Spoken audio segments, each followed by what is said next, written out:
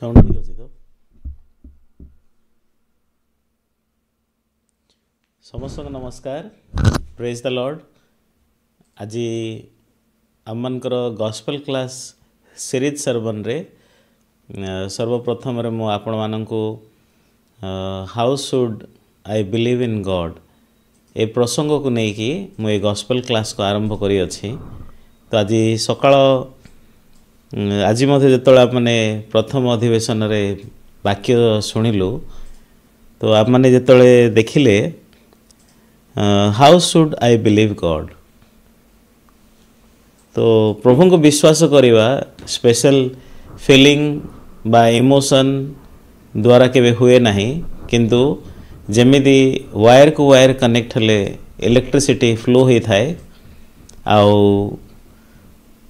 Power station सहित जो wire connected हेले बल्ब जेमिति जलुची फैन घरे घुरुची फ्रिज टीवी चलुची से जे कहीं मधे होंतो ना कहीं जिते इलेक्ट्रिसिटी कनेक्टेड अच्छी बल्ब जलुची तो बल्ब जलैया निजे से कौन सी चेष्टा करूना किंतु जिते कनेक्टेड हो गले से को चलुची ठीक से भाव में आम हृदय प्रभु सहित जो संयुक्त हम से आम आत्मिक जीवन बहुत सहज हो किंतु जेहेतु अधिकांश लोक मैंने जानती ना निजर हृदय को किभली भाव में प्रभु सहित संयुक्त करिया हम से अनेक लोक मैंने कष्ट पाँच तो प्रभु आम मानू बाइबल दे अच्छे एवं जिते मैंने वाक्य को मत देखिले जहन पुस्तक 3 पर्वर 16 पदर लेखा अच्छी ईश्वर जगत को एडे प्रेम कले जे से आपण अद्वितीय पुत्र को दान कले जेपरी जे कि विश्वास करे से विनष्ट न होई अनंत जीवन प्राप्त हुए।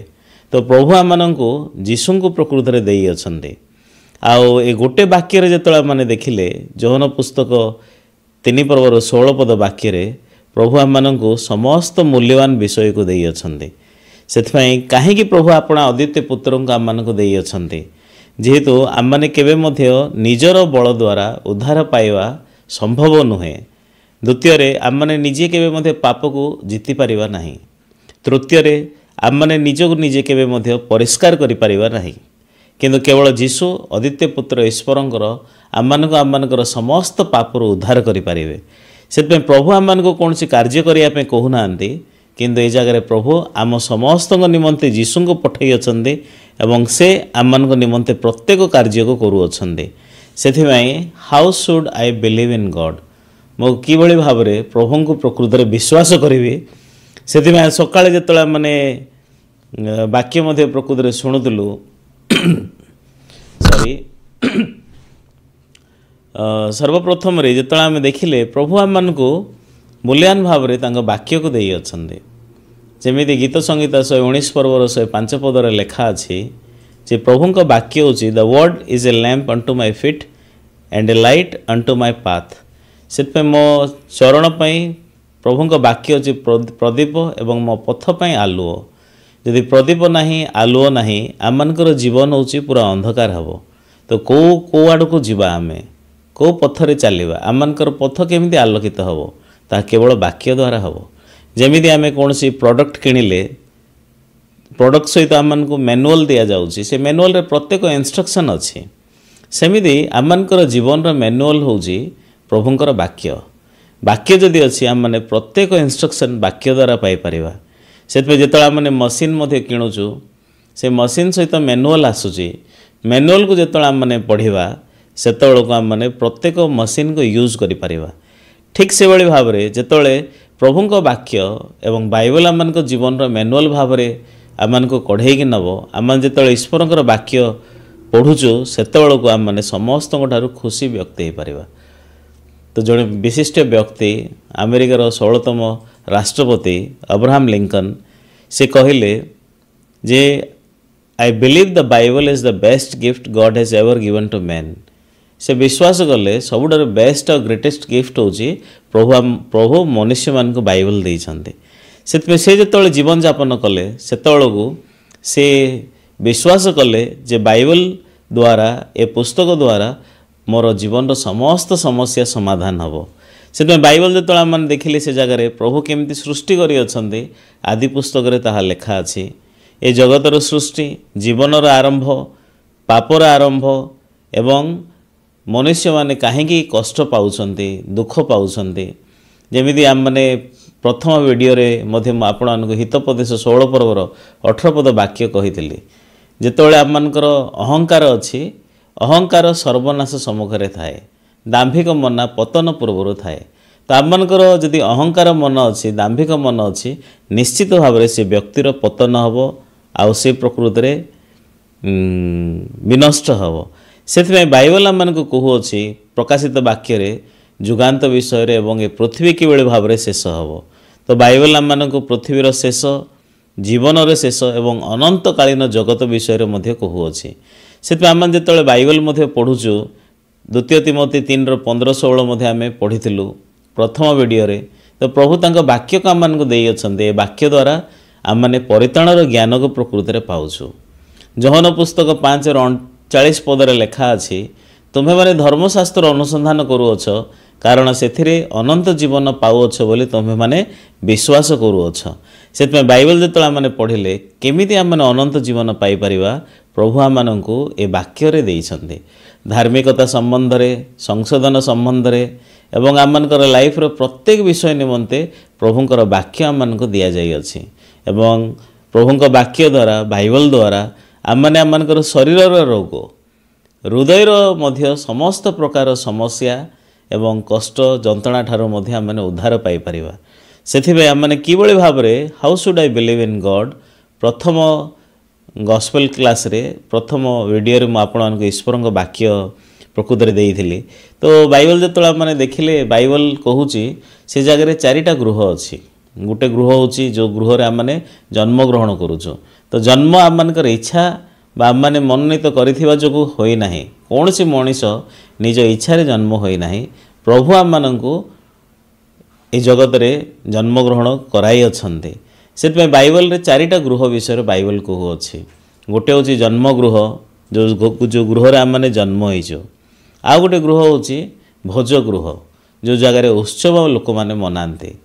खुशी हुए आ गोटे गृह होची सेटा होची शोक गृह जोठी की समाधि जो घरे मरण होइछि तो बाइबल हितोपदेश उपदेशक पुस्तक रे कहूँ 7 पर्वर 2 पदरे जे आपण माने भोज गृह अपेक्षा आपण माने आमने बाइबल देखिबा से जगह हितोपदेश पुस्तक 7 पर्वर 2 पदरे एमिति लेखा अछि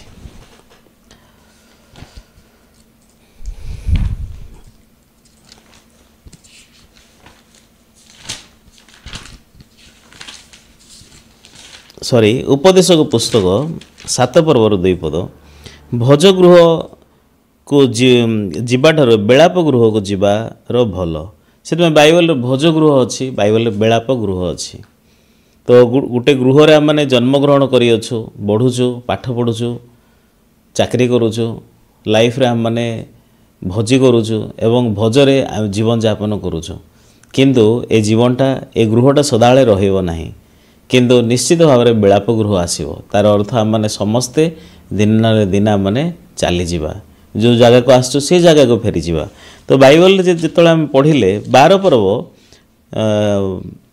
हितोपदेश पुस्तक सॉरी उपदेशक पुस्तक 12:5 रे लिखाई से जगह जदि आम वाक्य देखिले से जगह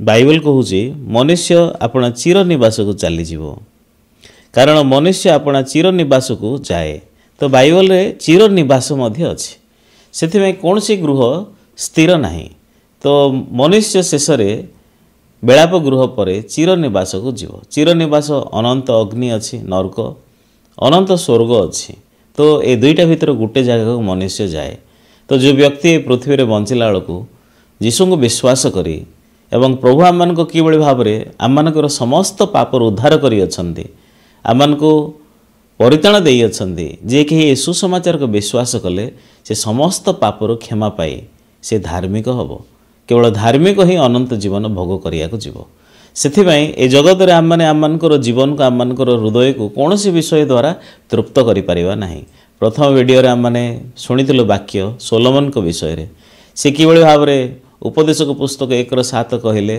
जे नदी सब समुद्र को बही जाए किंतु समुद्र केवे फुल हुए ना ଠିକ୍ ସେଭଳି ଭାବରେ ଆମମାନେ ଆମମାନଙ୍କର ହୃଦୟକୁ କୌଣସି ବିଷୟ ଦ୍ୱାରା ତୃପ୍ତ କରିପାରିବା ନାହିଁ। ସେଥିପାଇଁ ପ୍ରଭୁ ଆମମାନଙ୍କୁ ଏ ଜାଗାରେ ଦେଖାଇବା ପାଇଁ ଚାହୁଁଛନ୍ତି। ତ ବାଇବଲ ଏକ ପୁସ୍ତକ, ବାଇବଲ ଦ୍ୱାରା ପ୍ରଭୁ ମନୁଷ୍ୟର ଲାଇଫ୍ର ଫ୍ଲୋକୁ କହୁଛନ୍ତି। ଆଜି ସକାଳେ ମଧ୍ୟ ଯେତେବେଳେ ମାନେ ବାକ୍ୟ ଶୁଣିଲୁ ପ୍ରଥମ ଗସ୍ପେଲ କ୍ଲାସ୍ ରେ, ସେତେବେଳକୁ ଆଦି ପୁସ୍ତକ 4 ପର୍ବର 19 ପଦ ବିଷୟରେ ମଧ୍ୟ ଆମମାନେ ବାକ୍ୟ ଶୁଣିଥିଲୁ। ତ ଆଦି ପୁସ୍ତକ 4 ପର୍ବର 19 ପଦରେ ସେ ଜାଗାରେ ଲାମେକ ଅଛନ୍ତି। ସେ ଲାମେକ ତାଙ୍କର 3 ଜଣ ପୁଅ ଜନ୍ମ ହେଲେ। ବଡ଼ ପୁଅ ଜାବଲ, ତମ୍ବୁ ନିବାସୀ ପଶୁ ପାଳକମାନଙ୍କର ଆଦି ପୁରୁଷ। ଦ୍ୱିତୀୟ ପୁଅ ହେଉଛନ୍ତି ଜୁବଲ, ସେ ହେଉଛନ୍ତି ବୀଣା ଓ ବଂଶୀ ବାଦ୍ୟକମାନଙ୍କର ଆଦି ପୁରୁଷ ଥିଲେ। ତୃତୀୟ ପୁଅ ହେଉଛନ୍ତି ତୁବଲ କଇନ୍, ସେ ହେଉଛନ୍ତି ପିତ୍ତଳ ଓ ଲୁହାର ନାନା ପ୍ରକାର ଅସ୍ତ୍ର ନିର୍ମାଣ କରିଥିଲେ। ତ ମନୁଷ୍ୟର ଲାଇଫ୍ରେ ଯେତେବେଳେ ଖାଇବାର ସମସ୍ୟା, ମନୁଷ୍ୟର ଜୀବନରେ ସବୁଠାରୁ ବଡ଼ ଆବଶ୍ୟକୀୟ କ'ଣ? ରହିବା ଯେତେବେଳେ ସମସ୍ୟା ସମାଧାନ ହେଲେ ମନୁଷ୍ୟମାନେ ଖାଇବା ବିଷୟରେ ଚିନ୍ତା କରନ୍ତି, ନହେଲେ ବଞ୍ଚିବେ କେମିତି? ଖାଇବାର ସମସ୍ୟା ଦୂର ହୋଇଗଲେ, ରହିବାର ସମସ୍ୟା ଦୂର ହେଲେ ମନୁଷ୍ୟ ସନ୍ତୁଷ୍ଟ ହୋଇପାରିବ ନାହିଁ। ଖାଇବାର ସମସ୍ୟା ଦୂର ହେଲେ ମଧ୍ୟ ମନୁଷ୍ୟ ସନ୍ତୁଷ୍ଟ ହୋଇପାରିବ ନାହିଁ। ତ ମନୁଷ୍ୟର ହୃଦୟ କୁଆଡ଼େ ବହୁଛି? ସେକେଣ୍ଡ, ଯେମିତି ଲାମେକର ଦ୍ୱିତୀୟ ପୁଅ ଜୁବଲ, ସେ ବୀଣା ବଂଶୀ ବାଦ୍ୟକମାନଙ୍କର ଆଦି ପୁରୁଷ ହେଲେ। ସେ ସମସ୍ତ ପ୍ରକାର ମ୍ୟୁଜିକ୍ ଇନଷ୍ଟ୍ରୁମେଣ୍ଟ ତିଆରି କଲେ। ମ୍ୟୁଜିକ୍ ଦ୍ୱାରା ନିଜର ହୃଦୟକୁ ତୃପ୍ତ କରିବା ପାଇଁ, ସନ୍ତୁଷ୍ଟ କରିବା ପାଇଁ, ଖୁସି ହେବା ପାଇଁ। କିନ୍ତୁ ସେ ଯଦ୍ୟପି ସମସ୍ତ ବୀଣା ଏବଂ ବାଦ୍ୟ କାରକମାନଙ୍କର ଆଦି ପୁରୁଷ ହେଲେ, କିନ୍ତୁ କୌଣସି ମ୍ୟୁଜିକ୍ ବା ମ୍ୟୁଜିକ୍ ଇନଷ୍ଟ୍ରୁମେଣ୍ଟ ଦ୍ୱାରା ମନୁଷ୍ୟର ହୃଦୟ କେବେ ତୃପ୍ତ ହୋଇପାରିବ ନାହିଁ। ଶେଷରେ ତାଙ୍କ ଘରେ ଖାଇବାର ଅଭାବ ନାହିଁ, ରହିବାର ଅଭାବ ନାହିଁ, ମ୍ୟୁଜିକ୍ର ଅଭାବ ନାହିଁ, ହେଲେ ମଧ୍ୟ ସନ୍ତୁଷ୍ଟ ନୁହନ୍ତି। ଶେଷରେ ଯଦି ଆମେ ଦେଖିବା ତୁବଲ କଇନ୍, ସେ ପ୍ରକୃତରେ ପିତ୍ତଳ ଲୁହା ଦ୍ୱାରା ଅସ୍ତ୍ର ବନେଇଲେ, ଯେଉଁଦ୍ୱାରା କି ଲୋକଙ୍କୁ ହତ୍ୟା କରିବା ପାଇଁ, ଜାଗା ଅଧିକାର କରିବା ପାଇଁ, ନିଜର ବଳ ଦେଖାଇବା ପାଇଁ, ଆଉ ଅନେକ ବିଷୟ ଦ୍ୱାରା ସେମାନେ ଯୁଦ୍ଧ କରୁଛନ୍ତି। କିନ୍ତୁ ପ୍ରଭୁ ଆମମାନଙ୍କୁ କ'ଣ କହିବା ପାଇଁ ଚାହୁଁଛନ୍ତି? ପ୍ରଭୁ ଆମମାନଙ୍କୁ କହୁଛନ୍ତି ସମସ୍ତ ବିଷୟ ହେଉଛି ଅସାର। ଉପଦେଶକ ପୁସ୍ତକ ବହୁତ ମୂଲ୍ୟବାନ ପୁସ୍ତକ ବାଇବଲରେ। ଏ ଉପଦେଶକ ପୁସ୍ତକରେ ପ୍ରଭୁ ଏଭଳି ଭାବରେ ବାକ୍ୟ ପ୍ରକୃତରେ ଦେଇଛନ୍ତି, ଯାହା ମାନେ ସକାଳେ ଆଜି ପଢ଼ିଥିଲୁ। ତାହା ହେଉଛି ଉପଦେଶକ ପୁସ୍ତକ 11 ପର୍ବ 10 ପଦ, 9 ପଦ 10 ପଦ। ହେ ଯୁବା ଲୋକ, ତୁମ୍ଭେ ଆପଣା ଯୌବନ ବସ୍ତାରେ ଆନନ୍ଦ କର ଓ ଯୌବନ କାଳର ତୁମର ଚିତ୍ତ ତୁମକୁ ରୁଷ୍ଟ କରୁ। ପୁଣି ଆପଣା ମନର ଗତିରେ ଓ ଆପଣା ଚକ୍ଷୁର ଦର୍ଶନରେ ଚାଲ, ମାତ୍ର ପରମେଶ୍ୱର ଏସବୁ ବିଷୟ ଧରି ତୁମକୁ ବିଚାରରେ ଆଣିବେ, ଏହା ତୁମ୍ଭେ ଜ୍ଞାତ ହୁଅ। ତ ଶେଷରେ କ'ଣ ଅଛି? ପରମେଶ୍ୱରଙ୍କର ବିଚାର ଅଛି। ତ ପ୍ରଭୁ ମନୁଷ୍ୟକୁ ଶେଷରେ କ'ଣ ରଖିଛନ୍ତି? ବିଚାର ରଖିଛନ୍ତି। 10 ପଦରେ ଲେଖା ହେଇଛି, ଏହି ତ ଆପଣା ହୃଦୟର ବିରକ୍ତ ଦୂର କର ଓ ଆପଣା ଶରୀରର ଦୁଃଖ ଦୂର କର, କାରଣ ଯୌବନ ଓ ଜୀବନର ଉତ୍ତମାଂଶ ଅସାର। ସେଥିପାଇଁ ବାଇବଲର ପ୍ରତ୍ୟେକ ବିଷୟ ଅସାର। ଶେଷରେ ପ୍ରଭୁଙ୍କର ବିଚାରର ଆମମାନେ ସମ୍ମୁଖୀନ ହେବା। ସେଥିପାଇଁ ଜଗତରେ ଯେତେବେଳେ ଆମମାନେ ବଞ୍ଚୁଛୁ, ଶେଷରେ ମନୁଷ୍ୟର ହୃଦୟ କୌଣସି ବିଷୟ ଦ୍ୱାରା ତୃପ୍ତ ହେବ ନାହିଁ। ସେଥିପାଇଁ ଯେମିତି ନୋହଙ୍କ ସମୟରେ ପ୍ରଭୁ ଜଳ ଦ୍ୱାରା ପ୍ଲାବନ କରି ଜଗତକୁ ବିଚାର କରିଥିଲେ, ମନୁଷ୍ୟ ପୁତ୍ର ମଧ୍ୟ ଅଗ୍ନି ଦ୍ୱାରା ଏ ପୃଥିବୀକୁ ବିଚାର କରିବେ। ସେଥିପାଇଁ ପରମେଶ୍ୱରଙ୍କର ବିଚାରକୁ ସମସ୍ତେ ସମ୍ମୁଖୀନ ହେବେ। କିନ୍ତୁ ସେ ବିଚାର ପୂର୍ବରୁ ଯୀଶୁ ଆମମାନଙ୍କୁ ଯେଉଁ ଉଦ୍ଧାର କାର୍ଯ୍ୟ କରିସାରି ଅଛନ୍ତି, ତାହା ଯଦି ଆମେ ଗ୍ରହଣ କରିବା, ବିଶ୍ୱାସ କରିବା, ତାହେଲେ ଏ ଅଗ୍ନି ଏବଂ ପ୍ରଭୁଙ୍କର ବିଚାରରୁ ଆମମାନେ ଉଦ୍ଧାର ପାଇବା। ତ ଆମମାନଙ୍କର ବର୍ତ୍ତମାନ ଏଇଟା ହେଉଛି ଗସ୍ପେଲ କ୍ଲାସ୍ର ସେକେଣ୍ଡ ସେସନ୍। ତ ଆସନ୍ତୁ ଆମମାନେ ଈଶ୍ୱରଙ୍କ ବାକ୍ୟ ମଧ୍ୟ ଦେଖିବା। ପାୱାର ପଏଣ୍ଟ ଦ୍ୱାରା ମଧ୍ୟ ଆଜି ମୁଁ ଆପଣମାନଙ୍କୁ ଈଶ୍ୱରଙ୍କ ବାକ୍ୟରେ କଢ଼େଇକି ନେବି। ତ ଆଜି ଆମମାନେ ବାଇବଲ ପଢ଼ିବା ଜିଖରିୟ ପୁସ୍ତକ, ପୁରାତନ ନିୟମର ଶେଷ ପୁସ୍ତକ, ପୁରାତନ ନିୟମର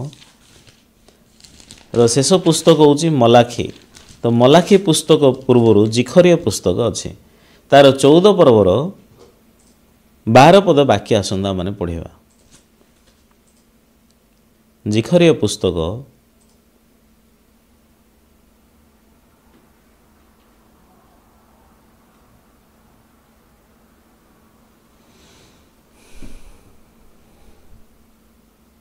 ଜିଖରିୟ ପୁସ୍ତକ 14 ପର୍ବର 12 ପଦ। ଆଉ ଯେଉଁ ସକଳ ଗୋଷ୍ଠୀ ଜେରୁସାଲେମ ବିରୁଦ୍ଧରେ ଯୁଦ୍ଧ କରିଅଛନ୍ତି, सदाप्रभु सेमानंकु जो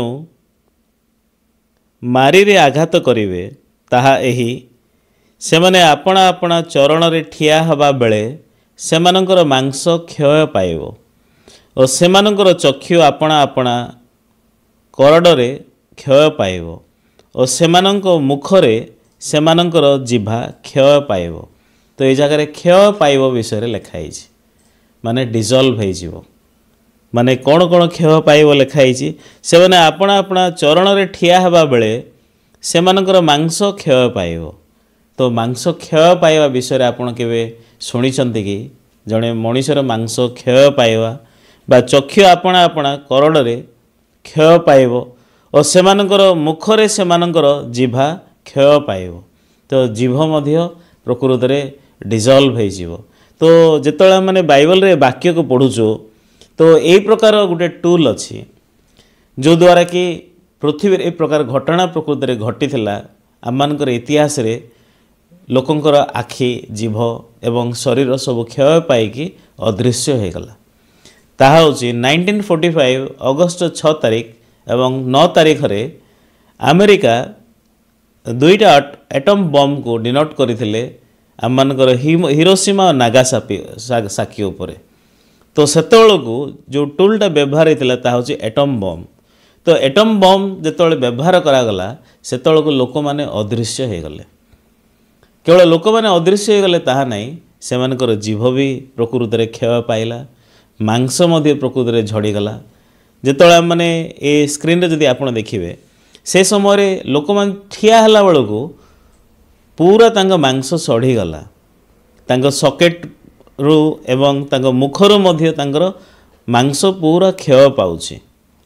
आ एटम बम द्वारा से समय प्राय 150 रु 2 लाख लोक माने गोटे मुहूर्त रे प्रकृत रे अदृश्य हो गले मरीगले विनाश हो गले।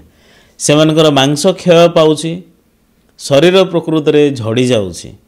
तो जेतबेले माने से विक्टिम मानक देखिबा एटम बम रो विक्टिम मानक तो जेंति फलर चोपा को आ स्किन को कड़ा होची पिल करा होची ठीक से भली भाव रे निया द्वारा युवा माने पिला माने समस्तंकर चमड़ा प्रकृत रे बाहरी पड़िला एटम बम द्वारा सढ़ी गला। तो से चमड़ा जिते बाहरी पड़ा से समय एटम बम पाई बहुत भयंकर भाव में प्रकृत रे घटना प्रकृत रे घटिला। छुआ माने मध्य डिफॉर्म होगी जन्म हेले। तो कार आखि नथिला कार नाक भी नथिला एमिदी कार डिफॉर्म छुआ माने जन्म हेले। तो आमनकर इतिहास रे यह होची बहुत दुखर प्रकृत रे विषय जो एटम बम द्वारा हिरोशिमा नागासाकी रे गोटे मुहूर्त रे एते लोक प्रकृत रे अदृश्य हो जिवा। सेथिमे प्रभु विचार विषय बाइबल रे प्रकृत रे आमन को लिखुचंदे। सेथिमे आमन जेतळे देखुचु प्रभुंकर प्रोविडेंस अछि क्रिएशन रे आ प्रभुंकर प्रोविडेंस अछि एवं प्रभु आमन को वाक्य द्वारा समस्त विषय को देखे आमे जानदे। सेथिमे आमने जेतळे ए गॉस्पेल क्लास को प्रकृत रे शुणिया वाक्य ए समय रे तो गोटे गोटे विषय आमने ध्यान करिवा। तो अनंत कालीन जगतर प्रभु ए मटेरियल जगत को प्रकृत रे आनी छंदे। तो अनंत कालीन जगत रे कौन सी आरंभ नहीं कौन सी शेष नहीं। तो इंग्लिश रे इन्फिनिटी वर्ल्ड कहा होची। तो प्रभु इन्फिनिटी वर्ल्ड रु ए मटेरियल वर्ल्ड को प्रकृत रे आनी छंदे। तो अनंत कालीन जगत रु प्रभु काटिकी प्रकृत रे ए समयर जगत को आरंभ करी छंदे। सेतमे वर्तमान पृथ्वी रे जतला माने देखिले ए पृथ्वी को जदि देखिए पृथ्वी निश्चित दिने नले दिने शेष हो जीवो।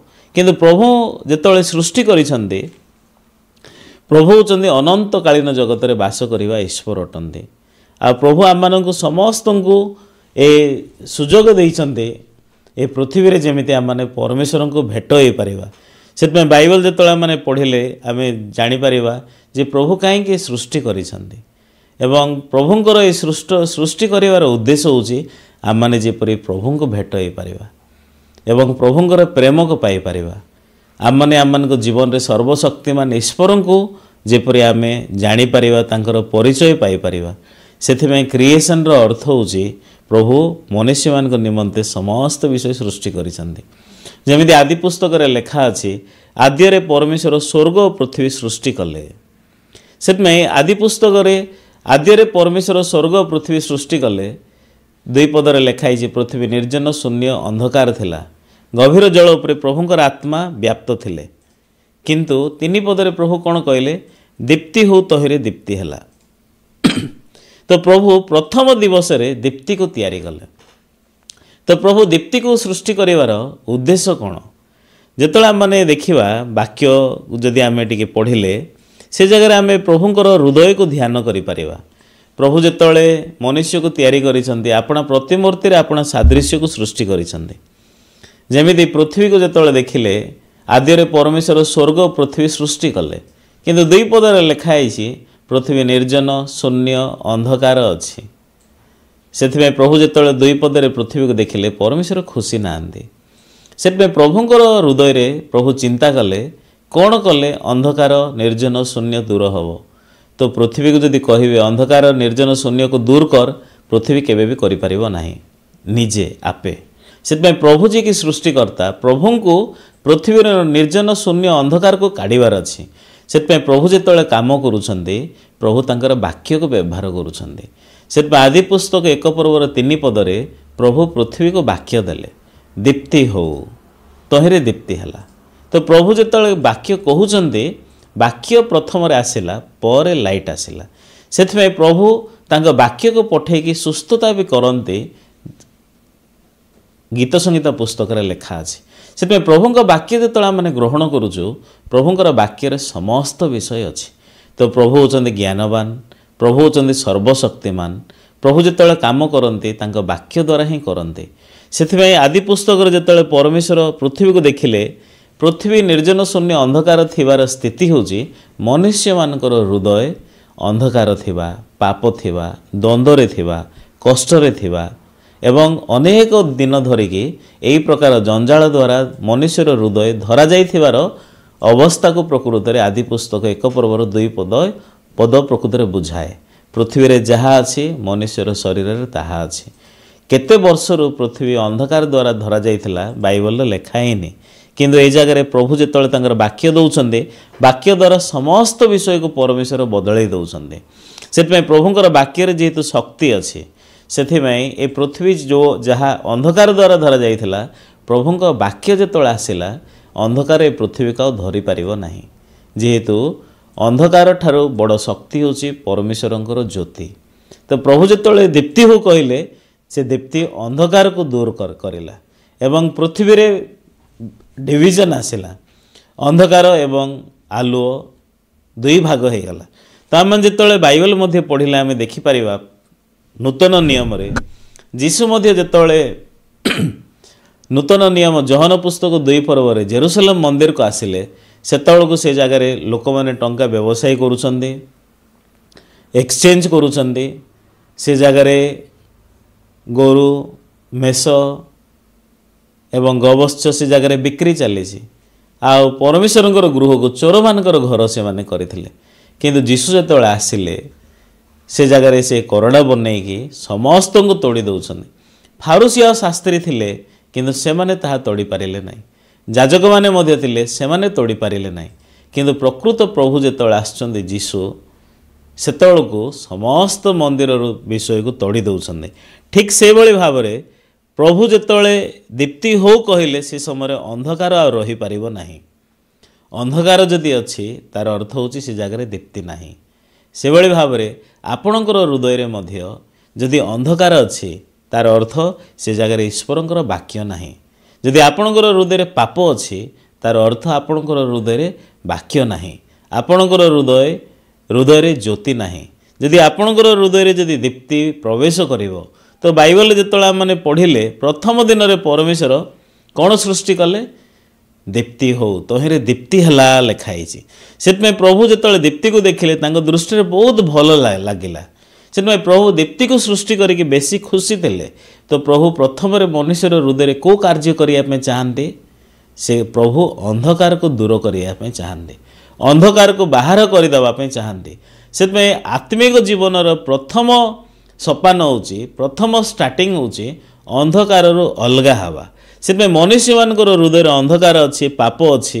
प्रभु जेहेतु ज्योति अटंती से प्रभु मनुष्यर हृदय प्रवेश करी समस्त अंधकार को दूर करने चाहती मनुष्य मानकर हृदय जेहेतु प्रभु अंधकार को भल पाती ना प्रभु पाप को भल पाती ना आपणकर हृदय से चाहती ना जे आपणकर हृदय अंधकार रहू पाप रहू जेहेतु प्रभु होचंदी पवित्र प्रभु होचंदी सूची एवं परमेश्वर होचंदी धार्मिक से मनुष्य मानकर हृदय समस्त पाप को से बाहर करने चाहती से प्रभु होचंदी प्रथम दिन रे दीप्ति को सृष्टि कले से दीप्ति हूँ मनुष्य मानकर ज्योति कहीकि जोहन पुस्तक रे लेखा अछि।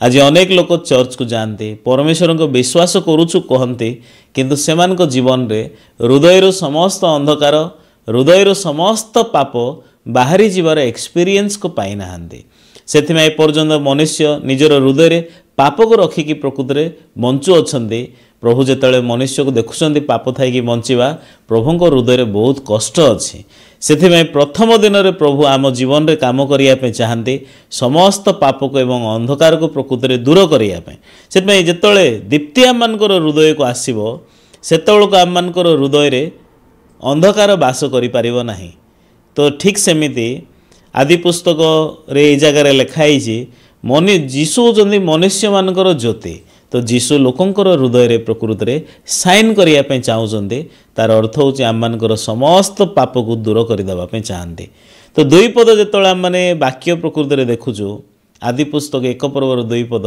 से जगार निर्जन शून्य अंधकार अच्छे कौन सी जिनस अरेंज ना कहीं मदे नहांती तो से जगार अंधकार पृथ्वी को प्रकृति में कैप्चर करिकी अच्छी किंतु आश्चर्य भाव में प्रथम दिन में परमेश्वर दीप्ति हो कहले तो दीप्ति जिते आसूची प्रभु पृथ्वी रे कार्य करने आरंभ करुँच आम मान जीवन में परमेश्वर केतବେଳେ कार्य करने आरंभ करेंगे प्रथम जीशु आम हृदय प्रवेश कलापर आम हृदय अंधकार पाप दूरे गलापर आसंत आम जोहन पुस्तक एक पर्वर 9 पद वाक्य पढ़ा केमती लिखाई नूतन नियम जोहन लिखित सुसमाचार एक पर्वर 9 पद जो सत्य ज्योति प्रत्येक मनुष्य को आलोक प्रदान करती से जगत को आसुथिले जो सत्य ज्योति प्रत्येक मनुष्य को आलोक प्रदान करती से जगत को आसुथिले जो सत्य ज्योति प्रत्येक मनुष्य को आलुओ प्रदान करती लिखाई ताहले आपणकर हृदय किए आलुओ दे पारिबे प्रत्येक मनुष्य को आलुओ प्रदान करती से होचंदी जीशु से जीशु आपणकर हृदय अंधकार को आलुओ देकी दूर करदेवाई चाहती से आपण को आलुओ देवाई ए जगत को आसिले से लाइट सामने अंधकार केवे जीति पारिबो नाही लाइट पाखरे शक्ति अच्छे लाइट आसु आसु अंधकार प्रकृति में चलीज से जीशु जो कहले दीप्ति हो से दीप्ति होचंदी जीशु को बुझाए से परमेश्वर प्रथम ए पृथ्वी में जीशु को देइछन्ते आम हृदय में प्रभु प्रथम जीशु को देवाई चाहते से जीशु को कौन सी अंधकार कौन से पाप कौन से प्रलोभन कौन सी शैतान शक्ति बांधिकी रखिपर ना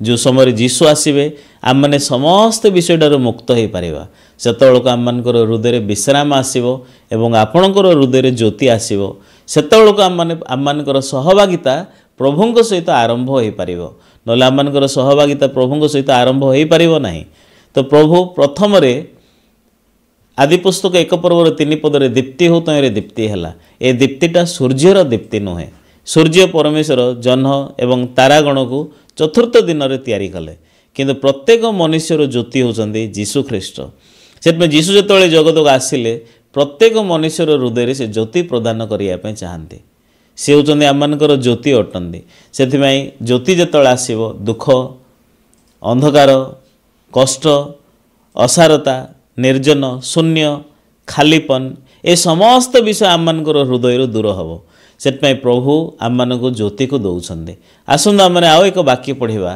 2 Corinth 4 पर्वर 6 पद 2 Corinth 4 पर्वर 6 पद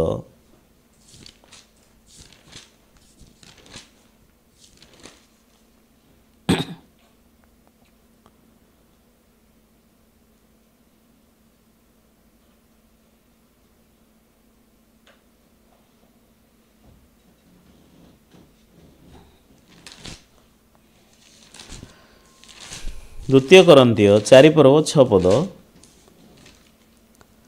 जेणु अंधकारर दीप्ति प्रकाश पाओ बोली आज्ञा देइथिले जो ईश्वर से ख्रीष्टंक मुखरे प्रकाशित ईश्वरंक गौरवमय ज्ञानर आलोक देखाइबा निमंते आम्भमानंक हृदय रे आलोक प्रकाश करियछन्ति। द्वितीय कोरिन्थियो 4:6 पदरे लेखा अछि जेणु अंधकारर दीप्ति प्रकाश पाओ बोली आज्ञा देइथिले जो ईश्वर से ख्रीष्टंक मुखरे प्रकाशित ईश्वरंक गौरवमय ज्ञानर आलोक देखाइबा निमंते आम्भमानंकर हृदय रे आलोक प्रकाश करियछन्ति। तो आम्भमानकर हृदय रे कोन प्रकाश करियछन्ति? आम्भमानकर हृदय रे आलुओ प्रकाश करियछन्ति। सेथिमै आपणकर हृदय रे मो हृदय रे आलुओ देवा निमंते प्रभु जीशुଙ୍କୁ प्रकृति जगत को पठाई अछन्ति। से ख्रीष्टंक मुखरु प्रकाशित ईश्वरंक गौरवमय ज्ञानर आलोक देखाइबा निमंते आम्भमानकर हृदय रे आलोक प्रकाश करियछन्ति। सेतपे जीशु कोन कार्य करूछन्ति? जीशु ख्रीष्ट जेतळे आम्मानकर हृदय रे प्रवेश करिवे परमेश्वरंकर आलुआ आम्मानकर हृदय को आसीबो।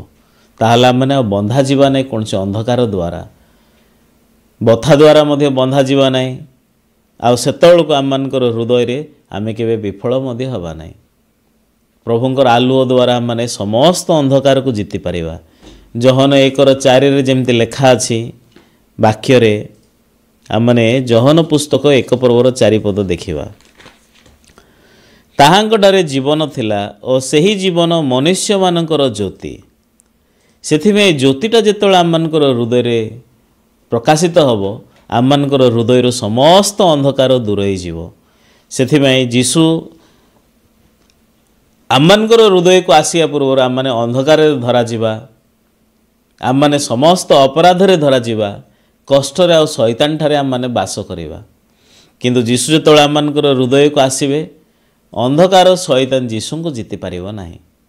तो आपण एवं मु आम समस्त को प्रभु जीशु को देई अछंती। तो बाइबल जो देखिले तापर द्वितीय दिवस आरंभ होउछि। बाइबल द्वितीय दिवस जदि देखिले परमेश्वर कौन कले? द्वितीय दिवस हूँ उच्च नील आकाश को कले लिखाई से जल जोटा कि ऊपर रहिला आ जल जोटा कि तले रहिला। से आम जो देखिले समान पानी किंतु गोटे पानी ऊर्ध्वस्थ जल होउची आ गोटे पानी तले रही जाउची। तो ये कौन बुझाए बाइबल रे? एटा प्रकृति रे बुझाए जेतले आम जगत रे प्रकृति रे बंचुचु जगत रे बंचिबा लोक मानक भितर केते लोक स्वर्ग को जिवे केते लोक रही जिवे। एटा रूपांतरित को मध्य प्रकृति रे बुझाउची। सेथिबाई ए जगह रे जेतले देखिले जो लोक माने स्वर्ग को स्थानांतरित हेबे जो लोक माने पृथ्वी रे रही जिवे तो को पानी ऊपर को ऊर्ध्वस्थ जल हला जो पानी प्रकृति रे चेंज हला वेपर भाव रे। तो प्रभु से भली भाव रे जेतले आम माने आमनकर चिंता को परित्याग करबा आम माने आमनकर हृदय आमनकर विचार को आमनकर भाव प्रमाणता को आम माने जेतले निजको शून्य करबा जेतले आमनकर हृदय मध्य रे प्रभुंक वाक्य प्रवेश करिवो सेतबेलको आम माने समस्ते स्वर्ग को जीवा। तो ये द्वितीय दिन प्रकृति रे एमिति बुझाए। सेथिबाई जीशु मध्य प्रकृति रे वाक्य देले प्रकाशित वाक्य 3 पर्व रो 20 पद जदि आम बाइबल पढ़िबा केमिति लेखाई छै आसंतो देखिबा। प्रकाशित पुस्तक 3 पर्वर 20 पद ए जगह एमिति लेखा अछि देख आम्भे द्वार निकट रे ठिया होई आघात करूअछु जेबे केही आम्भर स्वर शुणी द्वार फिटाई देव ताहाले आम्भे प्रवेश करी ताहा निकट को जीवा पुणी आम्भे ताहा सहित भोजन करिबो और से आम सहित भोजन करिबो। तो बर्तमान ये जगह द्वार निकट रे छिड़ा होई से आघात करूअछन्ति लेखाई कौन पाई जेमिति आपण मु से द्वार को फिटाई देबो। तो बर्तमान जे के मते निजर हृदय को खोलिबे से हृदय रे जीशु प्रवेश करिवे। तो जदि केही आमर स्वर शुणी द्वार फिटाई देव ताहाले आम्भे प्रवेश करी ताहा निकट को जीवा। तो आपणकर हृदय रे जीशु प्रवेश करिया पे चाहते। तो प्रभु कहउछन्ति आपणकर द्वार फिटाई दियो। द्वार फिटाई देले कौन हो? बहुत इंपोर्टेंट वाक्य। से जगह रे जीशु सहित आम मानकर सहभागिता आरंभ हो। तो कहीं द्वार रे आघात करूअछन्ति जीशु जे तो लोक माने निजर द्वार को बंद कर देइछन्ते। ଲୋକଙ୍କର ଦ୍ୱାର ବନ୍ଦ ହୋଇଯାଇଛି। ସେଥିପାଇଁ ଯୀଶୁଙ୍କୁ ଆଘାତ କରିବାକୁ ପଡ଼ୁଛି। ସେଥିପାଇଁ ମନୁଷ୍ୟମାନଙ୍କର ହୃଦୟ ଖୋଲା ନାହିଁ। କାହିଁକି ଖୋଲା ନାହିଁ? ଯେହେତୁ ସେ ହୃଦୟରେ ପାପ ପ୍ରବେଶ କରିଛି ଆଦି ପୁସ୍ତକ 3 ପର୍ବରେ। ଆଦି ପୁସ୍ତକରେ 3 ପର୍ବରେ ପାପ ପ୍ରବେଶ କରିଥିବା ଯୋଗୁଁ, ଅନ୍ଧକାର ପ୍ରବେଶ କରିଥିବା ଯୋଗୁଁ ଲୋକମାନେ ଯୀଶୁଙ୍କର ସ୍ୱର ଶୁଣି ପାରୁନାହାନ୍ତି। ଲୋକଙ୍କର କର୍ଣ୍ଣ ପ୍ରକୃତରେ ଲୋକମାନେ ବଧିର ହୋଇଛନ୍ତି। ସେଥିପାଇଁ ଲୋକଙ୍କର ହୃଦୟ ଅନ୍ଧକାର ଅଛି, ଯୀଶୁଙ୍କ ବାକ୍ୟ ପ୍ରବେଶ କରିପାରୁନାହିଁ। ତ ଆମମାନେ କେମିତି ପ୍ରକୃତରେ ଖୋଲିପାରିବା? ଯେତେବେଳେ ଆମମାନେ ପ୍ରଭୁଙ୍କର ସ୍ୱରକୁ ଶୁଣିବା, ଆମମାନଙ୍କର ହୃଦୟରେ ସମସ୍ତ ପାପରୁ ଆମମାନେ ପରିଷ୍କୃତ ହେବା। ଆମମାନଙ୍କର ହୃଦୟରେ ପାପର ସମସ୍ୟା, ଅନ୍ଧକାର ସମସ୍ତ ସମସ୍ୟା ପ୍ରକୃତରେ ସମାଧାନ ହେବ। ସେତେବେଳକୁ ଆମମାନଙ୍କର ହୃଦୟରେ ଯୀଶୁ ପ୍ରବେଶ କରିବେ। ଅନ୍ୟ ବାକ୍ୟରେ ପବିତ୍ର ଆତ୍ମା ଆମମାନଙ୍କର ହୃଦୟରେ ପ୍ରବେଶ କରିବେ। ସେତେବେଳକୁ ଆମମାନଙ୍କୁ ସେ ପବିତ୍ର ଆତ୍ମାଙ୍କ ଦ୍ୱାରା କଢ଼େଇ ନେବା ପାଇଁ ଚାହାନ୍ତି। ସେଥିପାଇଁ ଦ୍ୱିତୀୟ ଦିବସରେ ଯେତେବେଳେ ଆମେ ଦେଖୁଛୁ, ପ୍ରଭୁ ଏ ଜାଗାରେ ଆମ ସମସ୍ତଙ୍କର ହୃଦୟରେ ପ୍ରବେଶ କରିବା ପାଇଁ ଚାହୁଁଛନ୍ତି। କେମିତି ଆମମାନେ ଆମମାନଙ୍କର ହୃଦୟକୁ ଖୋଲିପାରିବା? ଯେତେବେଳେ ଆମମାନେ ବାକ୍ୟ ଶୁଣିବା, ସତ ସତ ଜ୍ଞାନଦାୟକ ବୃକ୍ଷର ଫଳ ଖାଇବା ପୂର୍ବରୁ ଆଦମ ଆଉ ହବା ପ୍ରଭୁଙ୍କର ବାକ୍ୟକୁ ପରିତ୍ୟାଗ କରିଦେଲେ। ସର୍ବପ୍ରଥମରେ ହବା ସେ ଆଦମଙ୍କୁ ନିର୍ଭର କଲେ ନାହିଁ, ଆଦମଙ୍କୁ ପଚାରିଲେ ନାହିଁ। ବାଇବଲରେ ଲେଖା ହେଇଛି, ଦୁଇ ଜଣ ଥିବା ଅପେକ୍ଷା ଜଣେ ଥିବା ଅପେକ୍ଷା ଦୁଇ ଜଣ ଥିବା ହେଉଛି ଭଲ। ଜଣେ ପଡ଼ିଗଲେ ଆଉ ଜଣେ ଉଠେଇବ। ତ ପ୍ରଭୁ କେବେ ବି ଚାହାନ୍ତି ନା ଆମେ ଏକା ରହୁ। ଆଦମକୁ ପ୍ରଭୁ ସୃଷ୍ଟି କଲେ, ଆଦମଙ୍କର ପଞ୍ଜରା ଦ୍ୱାରା ହବାକୁ ସୃଷ୍ଟି କଲେ। ଆଦି ପୁସ୍ତକରେ ହବା ସୃଷ୍ଟି ହୋଇସାରିଲା ପରେ, ଏଦନରେ ରହିସାରିଲା ପରେ ତାଙ୍କ ହୃଦୟରେ କନଫିଡେଣ୍ଟ ଆସିଲା, ମୁଁ ମଧ୍ୟ ଜାଣିଲି ପ୍ରଭୁ ମୋତେ ମଧ୍ୟ ସୃଷ୍ଟି କରିଛନ୍ତି। ପ୍ରଭୁଙ୍କ ଆଦମଙ୍କ ଦ୍ୱାରା ମୁଁ ବି ବାକ୍ୟ ଶୁଣିଛି, ମୁଁ ବି ଜାଣିଛି। ଶୈତାନ ଜାଣିକି ଆସିକି ଯେତେବେଳେ ପ୍ରଲୋଭନ କରୁଛି, ଆରେ ଆଗ ନାରୀ ଏକି ସତ୍ୟ ଉଦ୍ୟାନର କୌଣସି ବୃକ୍ଷର ଫଳ ପ୍ରଭୁ ଖାଇବା ପାଇଁ ନିଷେଧ କରିଅଛନ୍ତି। ସେତେବେଳକୁ ହବା କହିଲେ, ଆମେ ଉଦ୍ୟାନର ସମସ୍ତ ବୃକ୍ଷର ଫଳ ସ୍ୱଚ୍ଛନ୍ଦରେ ଭୋଜନ କରୁ, ମାତ୍ର ଉଦ୍ୟାନର ମଧ୍ୟସ୍ଥିତ ବୃକ୍ଷର ଫଳ ବିଷୟରେ ପ୍ରଭୁ କହିଅଛନ୍ତି, ତାହା ତୁମେ ଖାଅ ନାହିଁ କି ଛୁଅ ନାହିଁ, ତାହା କଲେ ମରିବ। ପ୍ରଭୁ କେବେ ବି ସେ ପ୍ରକାର କହିନଥିଲେ। ପ୍ରଭୁ ଅତି ସ୍ପଷ୍ଟ ଭାବରେ ସତ ସତ ଜ୍ଞାନଦାୟକ ବୃକ୍ଷର ଫଳ ଭୋଜନ କରିବ ନାହିଁ, ଯେହେତୁ ଯେଉଁଦିନ ତାହା ଭୋଜନ କରିବ ସେଦିନ ନିତାନ୍ତ ମରିବ। ସର୍ପ ଯେତେବେଳେ ଶୁଣିଲା ହବାଙ୍କର ହୃଦୟରେ ବାକ୍ୟ ନାହିଁ, ବା ହବା ଆଦମଙ୍କୁ ପଚାରୁନାହାନ୍ତି, ନ ଜାଣିବା ସମସ୍ୟା ନାହିଁ, ପଚାରୁନାହାନ୍ତି, ସେଥିପାଇଁ ହବା ଏକଲା ରହୁଛନ୍ତି। ସେତେବେଳକୁ ଶୈତାନ ପାଇଁ ବହୁତ ସହଜ ହେଉଛି ହବାକୁ ପ୍ରବଞ୍ଚନା କରିବା ପାଇଁ। ତ ଶୈତାନ ହବାକୁ ଲୋଭ ଦେଲେ, ତୁମେ ମରିବ ନାହିଁ, ବରଂ ପ୍ରଭୁଙ୍କ ପରି ଭଲ ମନ୍ଦର ଜ୍ଞାନ ପାଇବ, ମରିବ ନାହିଁ। ଉଦ୍ୟାନର ସମସ୍ତ ବୃକ୍ଷର ଫଳ ଆମ ଶରୀର ପାଇଁ ବହୁତ ଭଲ। ଅମୃତ ବୃକ୍ଷର ଫଳ ଖାଇଲେ ସେ ବ୍ୟକ୍ତି ଆଉ ମରିବ ନାହିଁ, ଅନନ୍ତକାଳୀନ ପାଇଁ ବଞ୍ଚିବ। କିନ୍ତୁ ସତ ସତ ଜ୍ଞାନଦାୟକ ବୃକ୍ଷର ଫଳ ଖାଇଲେ ମନୁଷ୍ୟର ଆତ୍ମା ସହିତ ସଂଯୁକ୍ତ। ସେଥିପାଇଁ ପ୍ରଭୁ କହିଥିଲେ, ଯେଉଁଦିନ ତାହା ଖାଇବ ସେଦିନ ତୁମେ ନିତାନ୍ତ ମରିବ। ମନୁଷ୍ୟମାନଙ୍କର ସମ୍ପର୍କ ଫଳ ଖାଇବାର କଟିଗଲା। ତ ବର୍ତ୍ତମାନ ଆମମାନେ ଯେତେବେଳେ ଏହା ବାଇବଲରେ ରିଏଲାଇଜ୍ କରିବା ଯେ ଆରମ୍ଭରୁ ହିଁ ଆମମାନେ ନିଷ୍ପାପୀ ଲୋକ, ପ୍ରଭୁ ଆରମ୍ଭରୁ ହିଁ ଆମମାନଙ୍କୁ ପାପକୁ ଦେଇକି ସୃଷ୍ଟି କରିନାହାନ୍ତି। ଆରମ୍ଭରୁ ହିଁ ପ୍ରଭୁ ଆମମାନଙ୍କୁ ଆପଣ ପ୍ରତିମୂର୍ତ୍ତି ସାଦୃଶ୍ୟରେ ସୃଷ୍ଟି କରିଛନ୍ତି। କିନ୍ତୁ ଆଦି ପୁସ୍ତକ 3 ପର୍ବରେ ପାପ ପ୍ରବେଶ କରିଥିବା ଦ୍ୱାରା ପ୍ରଭୁଙ୍କର ସେ ସାଦୃଶ୍ୟ ଅଦୃଶ୍ୟ ହୋଇଗଲା ଏବଂ ଶୈତାନର ସାଦୃଶ୍ୟ, ଶୈତାନର ଜଗତରେ ଆମମାନେ ପ୍ରବେଶ କରିଅଛୁ। ଆମମାନେ ତିଆରି କରାଯାଇଅଛୁ ପ୍ରଭୁଙ୍କର ବାକ୍ୟ ଆମମାନଙ୍କର ହୃଦୟରେ ରଖିକି ବଞ୍ଚିବା ପାଇଁ। ଯେମିତି ମାଛ ସୃଷ୍ଟି ହେଇଛି ପାଣି ଭିତରେ ରହିବା ପାଇଁ। ମାଛ ଯଦି କହିବ ନାହିଁ ମୁଁ ଟିକେ ବାହାରେ ରହିବି, ବାହାରକୁ ବାହାରିଲେ ମାଛ ମରିଯିବ। ଆକାଶରେ ଉଡ଼ିବା, ଆକାଶ ପ୍ରଥମରେ ତିଆରି ହେଲା, ପରେ ପକ୍ଷୀ ତିଆରି ହେଲା। ପକ୍ଷୀ ଯଦି କହିବ ଆକାଶରେ ବହୁତ ଉଡ଼ିଲି, ମୁଁ ଏଇଠି ଭଲ ଲାଗୁନି, ପାଣି ଭିତରକୁ ଟିକେ ଯିବେ, ନିଶ୍ୱାସ ନ ନେଇକି ଚଢ଼େଇ ମରିଯିବ। ସେମିତି ଟ୍ରେନ୍ ତିଆରି ହେଇଛି ଟ୍ରାକ୍ ଉପରେ ଚାଲିବା ପାଇଁ।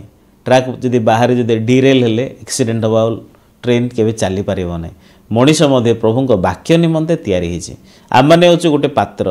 ଯେମିତି ଗ୍ଲୋଭ୍ସ ତିଆରି ହେଉଛି ହାତର ଆକାରରେ, ଠିକ୍ ସେମିତି ପ୍ରଭୁ ଆମମାନଙ୍କୁ ତାଙ୍କ ହୃଦୟ, ତାଙ୍କ ଆତ୍ମା, ତାଙ୍କ ବାକ୍ୟ, ତାଙ୍କ ହୃଦୟ, ତାଙ୍କ ବାକ୍ୟ ଦ୍ୱାରା ଆମମାନଙ୍କୁ କଢ଼େଇକି ନେବା ନିମନ୍ତେ ଆମକୁ ସୃଷ୍ଟି କରିଛନ୍ତି। କିନ୍ତୁ ଆଦି ପୁସ୍ତକ 3 ପର୍ବରେ ସେ ସିଷ୍ଟମଟା ବିଗିଡ଼ିଗଲା। ଆଦମ ହବା ପ୍ରଭୁଙ୍କର ବାକ୍ୟ ଫିଙ୍ଗିଦେଲେ, ସେଥିପାଇଁ ପାପ ପ୍ରବେଶ କରିଛି। ସେଥିପାଇଁ ମନୁଷ୍ୟକୁ ଯେତେବେଳେ ଦେଖୁଛୁ, ମନୁଷ୍ୟର ହୃଦୟରେ ଯେହେତୁ ପାପ ପ୍ରବେଶ କରିଛି, ଏ ପାପ ମନୁଷ୍ୟର ବାହାରିବାର ଅଛି। ସେଥିପାଇଁ ଯୀଶୁ ଏ ଜଗତକୁ ଆସିଲେ। ତ ଯେତେବେଳେ ଆମମାନେ ଏ ଜାଗାରେ ଦେଖିବା, ମାଥ୍ୟୁ ପୁସ୍ତକ ମଧ୍ୟ ଆସନ୍ତୁ ପଢ଼ିବା। ମାଥ୍ୟୁ ପୁସ୍ତକ 24 ପର୍ବର 40 ପଦ ବାକ୍ୟ ଦେଖିବା କେମିତି ଲେଖା ହେଇଛି। ମାଥ୍ୟୁ 24 ପର୍ବର 40 ପଦ।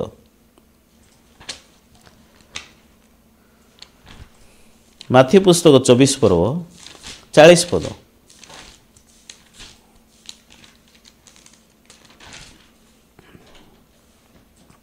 ସେତେବେଳେ ଦୁଇ ଜଣ କ୍ଷେତ୍ରରେ ଥିବେ, ଜଣକୁ ଗ୍ରହଣ କରାଯିବ ଓ ଅନ୍ୟ ଜଣକୁ ପରିତ୍ୟାଗ କରାଯିବ। ଦୁଇ ଜଣ ସ୍ତ୍ରୀ ଚକି ପେଷୁଥିବେ, ଜଣକୁ ଗ୍ରହଣ କରାଯିବ ଓ ଅନ୍ୟ ଜଣକୁ ପରିତ୍ୟାଗ କରାଯିବ। ତ ଏଇ ଜାଗାରେ ମାଥ୍ୟୁ 24:40 ଯେତେବେଳେ ଦେଖୁଛୁ, ଦୁଇ ଜଣ ସ୍ତ୍ରୀ ଅଛନ୍ତି ଚକି ପେଷୁଥିବେ, ଦୁଇ ଜଣ କ୍ଷେତ୍ରରେ ଥିବେ, ଜଣେ ଗ୍ରହଣ କରାଯିବ, ଅନ୍ୟ ଜଣ ପରିତ୍ୟାଗ କରାଯିବ। ତ ପ୍ରଭୁ କ'ଣ କହିବା ପାଇଁ ଚାହୁଁଛନ୍ତି ତ ଦ୍ୱାରା? ପ୍ରଭୁ ଏଇ ଜାଗାରେ ଆମମାନଙ୍କୁ କହିବା ପାଇଁ ଚାହୁଁଛନ୍ତି, ଯେମିତି ଦ୍ୱିତୀୟ ଦିବସରେ ଦୁଇ ଜଣ ଚକି ପେଷୁଥିବେ କିନ୍ତୁ ଜଣେ ରହିଯିବ, ଜଣେ ଅଗ୍ରାହ୍ୟ କରାଯିବ। ତ ଆଉ ଦୁଇ ଜଣ କ୍ଷେତ୍ରରେ ଥିବେ, କ୍ଷେତ୍ର ହେଉଛି ଆମମାନଙ୍କର ହୃଦୟ। ଚକି ପେଷୁଥିବେ ସେଇଟା ମଧ୍ୟ ଆମମାନଙ୍କର ହୃଦୟକୁ ବୁଝାଉଛି। ବୀଜ ବୁଣୁଥିବେ କ'ଣ ତା'ର ଅର୍ଥ? ତାହା ହେଉଛି ପ୍ରକୃତରେ ସେମାନେ କାର୍ଯ୍ୟ କରୁଛନ୍ତି, ପ୍ରଚାରକମାନେ ସୁସମାଚାରକୁ ପ୍ରକୃତରେ ପ୍ରଚାର କରୁଛନ୍ତି। ଦୈନନ୍ଦିନ ଜୀବନରେ ସୁସମାଚାର ପ୍ରଚାରକ ହୋଇକି ବଞ୍ଚୁଛନ୍ତି, ସମାନ କାମ କରୁଛନ୍ତି, କିନ୍ତୁ ଜଣେ ନିଆଯିବ, ଜଣେ ରହିଯିବ। ଯେତେବେଳେ ଆମମାନେ ଦେଖିବା ପ୍ରଥମ ଥେସଲୋନିକିୟରେ ମଧ୍ୟ 14 ପର୍ବର 17 ପଦରେ କେମିତି ବାକ୍ୟ ଲେଖୁଛି, ପ୍ରଥମ ଥେସଲୋନିକି